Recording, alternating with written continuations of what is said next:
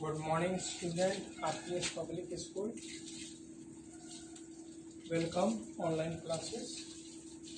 Student, I will just going to explain some more questions, which you will just attempt them. मैं कुछ और questions दूंगा जिसको आप कुछ अटेम्प्ट लेंगे अपने तरफ से. क्वेश्चंस ये है आपका,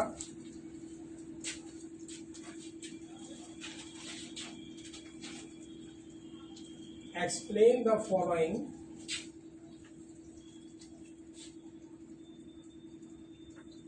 phrases or sentences.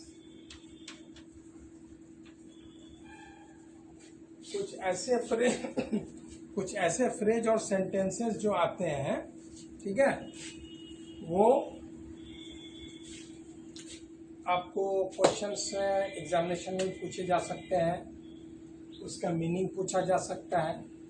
तो आपने देखा होगा पोएम में ओzymandias का बहुत सारे ऐसे फ्रेजेस और सेंटेंसेस जो दिए हुए हैं जिसकी मीनिंग हमें जानना ज़रूरी होता है. उस चीज़ को भी आप लोग फॉलो करेंगे और इससे क्या होगा कि आपका ग्रास्पिंग पावर इंग्लिश में भी बढ़ेगा और साथ ही चैप्टर पर भी आपके कमांड्स होंगे.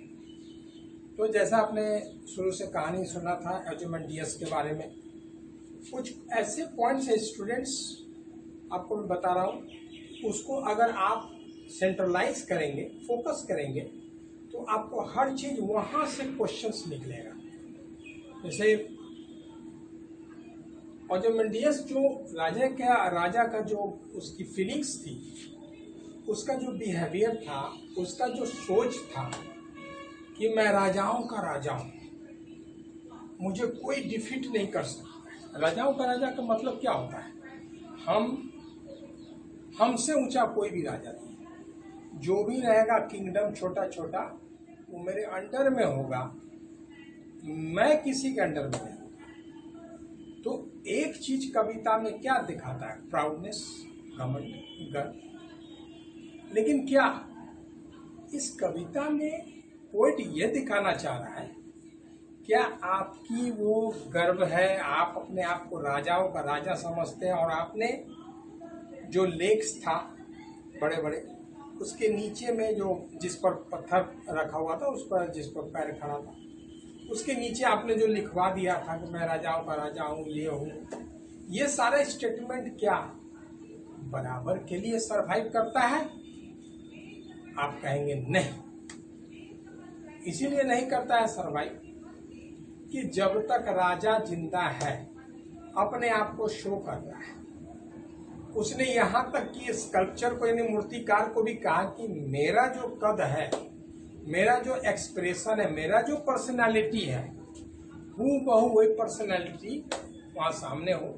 वो चाहता भी था और स्कल्पचर ने महसूस भी किया राजा के अंदर में कि वो गर्व, वो उस तरह का बात, वो गट्स फीलिंग, इस तरह का हम शो करेंगे जब बनाएंगे. उसको बनाने को तो बना दिया स्कल्पचर ने. क्या वो ज्यादा दिन तक सरवाइव हुआ? राजा चला गया, यहाँ तक कि वो सोचा था कि मेरी मूर्ति को तो लोग देखेंगे, और जब भी क्रॉस करेंगे तो एक बार मेरे पर्सनालिटी को तो एक नज़र में देखेंगे. वो भी संभव नहीं हुआ. उसका गर्दन टूटकर आंधी तूफान आया होगा रेगिस्तान में, हटके वो बालू की रेत में चला गया. आधा दबा हुआ था, आधा बाहर था. तो इस कविता में ये बताया गया है कि आपकी स्ट्रेंथ, आपका power, that all are changeable, सब चेंजेबल है, परिवर्तनशील है. अगर कोई बंदा बहुत शक्तिशाली है तो फॉर एवर के लिए नहीं रह सकता है, या कोई बंदा कमजोर है तो फॉर एवर के लिए हो. समय का चक्र है, बदलाव होता ही है. ठीक है, उसी से कंसर्निंग कुछ क्वेश्चंस मैं आपको दे रहा हूं यहाँ पर, फ्रेजेस जो आप देखेंगे और उसको आप महसूस करेंगे कि कैसे हमको बनाना है. दूसरी बात है, जैसे हम क्वेश्चंस एक दिए, ट्रंकलेस लेग्स, इसका मतलब क्या होता है? ट्रंकलेस आप देखे होंगे अपने बुक में, ट्रंकलेस लेग्स।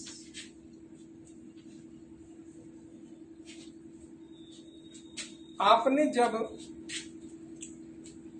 जब ट्रैवलर ने उस स्टेचू को देखा तो उस स्टेचू में उससे क्या नजर आया, मतलब क्या क्या उसने देखा उस समय?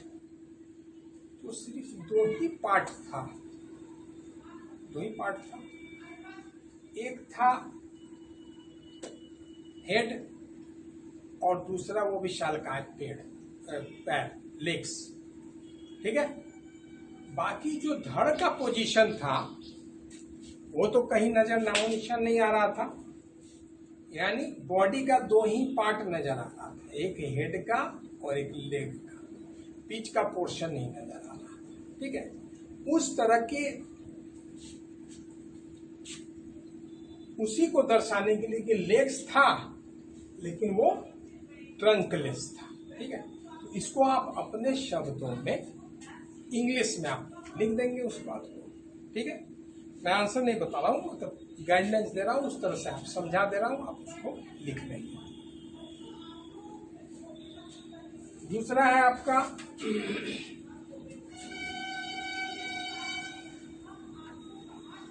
Wrinkled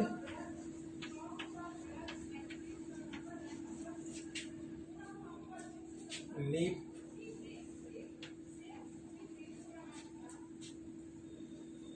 and senior of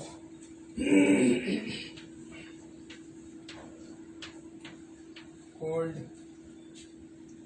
command.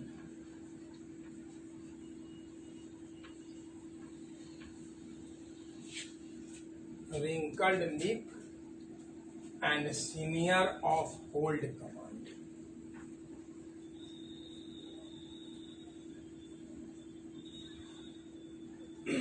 Wrinkled lip, जैसा मैं बताया था, इंसान का जो उसका पर्सनालिटी होता है, पहले इस बात को आप समझिए। इंसान की जब पर्सनालिटी होती है उसमें सबसे पहले पर्सनालिटी का किसका एक्सप्रेशन आता है? फेस का। फेस गुस्से में है, प्राउडनेस में है, या पोलाइटली बिहेवियर में है, या चार्मिंग मूड में है, ये सारा एक्सप्रेशन हमारा फेस तक आता है, ठीक है। और जब मिडियस जो किंग था उसके चेहरे का एक्सप्रेशन यहाँ पर बताया जा रहा है कि वो राजा किस किस्म का, क्योंकि जैसा कि आपको कविता में बताया गया कि स्कल्पचर को तो राजा ने नहीं कहा कि सिर्फ इतना कहा कि मूर्ति बनाओ मेरा स्टेचू देख कर, ऐसा नहीं कहा हूँ बहुत मेरा जैसा वो है, मैं गुस्सा करता हूँ या मैं इस तरह, मत कुछ निगेटिव एस्पेक्ट वो चीज नहीं बोला वो, लेकिन उसके अंदर तो था वो। और मूर्तिकार ने इस बात को पढ़ भी लिया था, रीड कर लिया, और सही मायने में जो सही स्कल्पचर होता है वो चेहरे को रीड जरूर करता है ना, और सही रीड करके उसके चेहरे का एक्सप्रेशन बना देता है। तो उसी एक्सप्रेशन के दरमियान उसमें क्या क्या एक्सप्रेशन दिया स्कल्पचर में?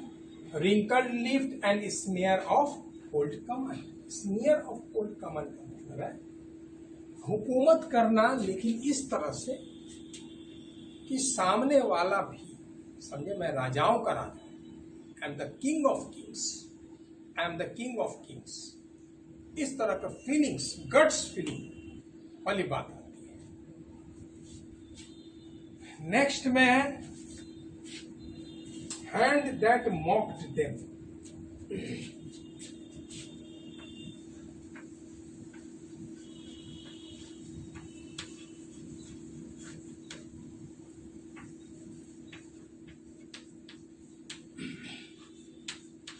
अब यहां पर ध्यान देंगे आप, यहां पर हैंड किसका बताया जा रहा है?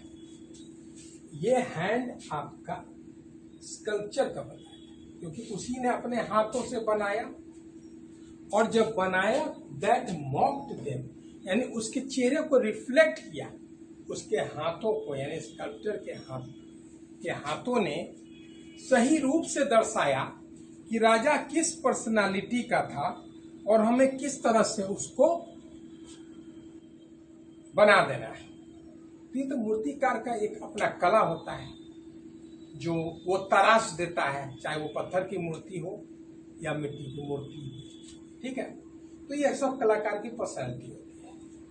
और इस तरह से आप कुछ इस तरह से मैंने एक एग्जांपल्स दिया, आप और सारे भी प्रैक्टिस में अपने स्तर से भी कर सकते हैं, कोई दिक्कत नहीं है, क्योंकि नॉलेज की कोई सीमा नहीं होती है। आप जितना नॉलेज लेना चाहेंगे वो आप पर डिपेंड करता है। It is up to you how could you get the knowledge.